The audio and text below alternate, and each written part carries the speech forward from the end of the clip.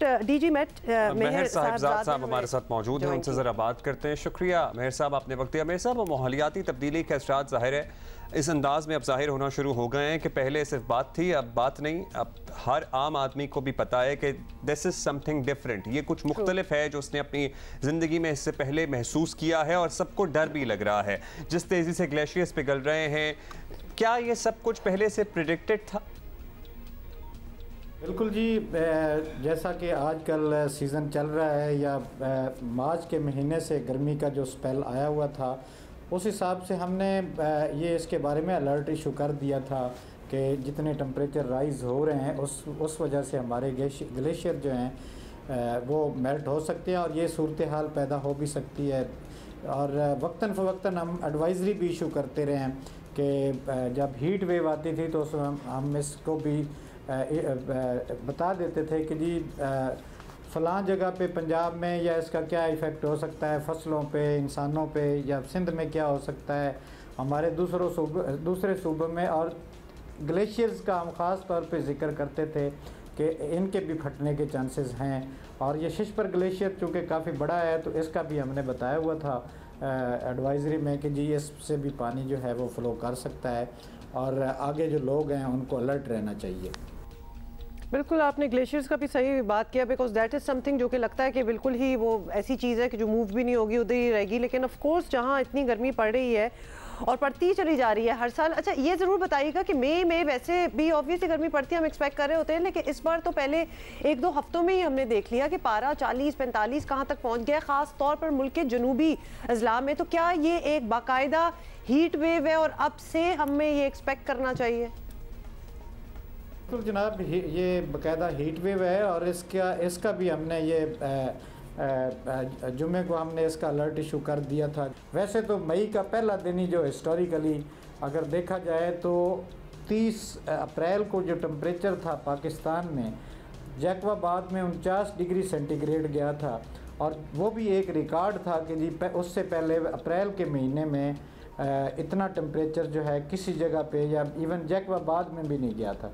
जैकबाबाद का जो पुराना रिकॉर्ड था वो 48 डिग्री सेंटीग्रेड था, लेकिन उस दिन 49 डिग्री सेंटीग्रेड रिकॉर्ड किया गया और अगले दिन नवाबशाह में 50 डिग्री सेंटीग्रेड भी रिकॉर्ड हुआ है। तो चूँकि मई के आखिर में नवाबशाह का टेम्परेचर जो है 52 तक भी गया हुआ है हिस्ट्री में, तो इसको हम रिकॉर्ड नहीं कह रहे थे। लेकिन 1 मई का जो नवाबशाह का टेम्परेचर था वो उस दिन के हिसाब से काफ़ी बहुत ज़्यादा था। सिब्बी का टेम्परेचर जो है वो 48 डिग्री सेंटीग्रेड रिकॉर्ड किया गया इतवार के दिन, और रहीम यार खान में 47 और जैकबाबाद में भी 48 डिग्री सेंटीग्रेड टेम्परेचर रिकॉर्ड किया गया है। तो ये आने वाले दिनों में अभी तक ये गर्मी का स्पेल जो है या जो हीट वेव की हमने फोरकास्ट की हुई है, तो ये इसको अपनी ग्रिप में लेगी पाकिस्तान के, ख़ास तौर पे जनूबी इलाके इसकी ज़्यादा शिद्दत में होंगे। अच्छा, बारिशों सुन के तो जान जा रही है। तो आप बारिशों का बताइए साहबजाद साहब के, बारिशों में शिद्दत में कमी आएगी या बारिशें मामूल के मुताबिक होंगी या तवक्को से ज़्यादा होंगी? प्री मानसून सीज़न की क्या एक्सपेक्टेड डेट्स हैं आपके पास?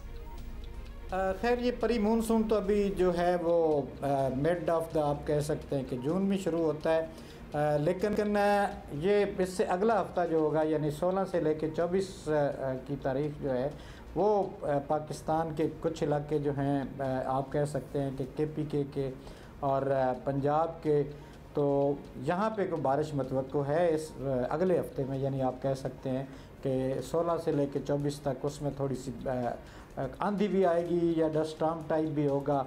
लेकिन जब आधा पाकिस्तान जो है अपर एरियाज़ के वो इस चीज़ से इफ़ेक्ट होते हैं बारिश से या आंधी और तूफ़ान से, तो इसका असर नीचे तक चला जाता है, टेम्परेचर थोड़े से कम हो जाते हैं। तो आप कह सकते हैं कि अगला हफ्ता जो होगा यानी इतवार के बाद तो उसमें थोड़ा सा रिलीफ मिलने के चांसेस हैं।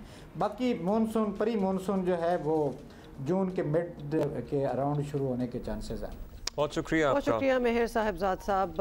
और कुछ थोड़ी सी हम वैसे तो किसी क्वार्टर से भी हम थोड़ी सी रीश्योरेंस चाहते हैं कि बेहतरी होगी, लग नहीं रहा मुझे। पता है इस पे बहुत ड्रास्टिक और पॉलिसी मैटर्स जो है वो तब्दील करना पड़ेंगे।